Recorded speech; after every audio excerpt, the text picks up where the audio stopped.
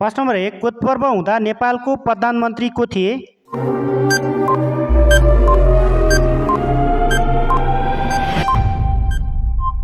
यसको सही उत्तर रहेको छ option number be Fateh Jung Shah. प्रश्न नम्बर 2 नेपालको सबैभन्दा उचाइमा रहेको जिल्ला सदरमुकाम कुन हो?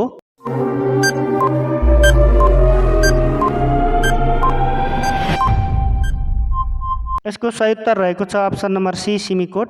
प्रश्न नम्बर 3 नेपालको संविधान अनुसार कतिवटा मौलिक हकको व्यवस्था गरिएको छ?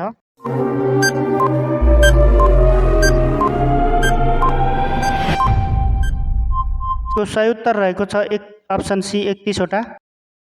प्रश्न नम्बर 4 आर्थिक कारोबारको लेखा परीक्षण गर्न कुमारी चोकको स्थापना कसले गरेका हुन्?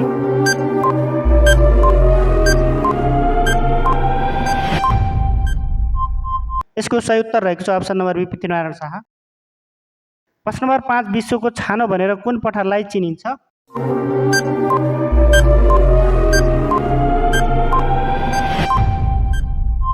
यसको सही उत्तर रहेको छ अप्सन नम्बर बी पामेरको पठार। प्रश्न नम्बर 6 संयुक्त राष्ट्रसङ्घ युएनओको स्थापना कहिले भएको हो?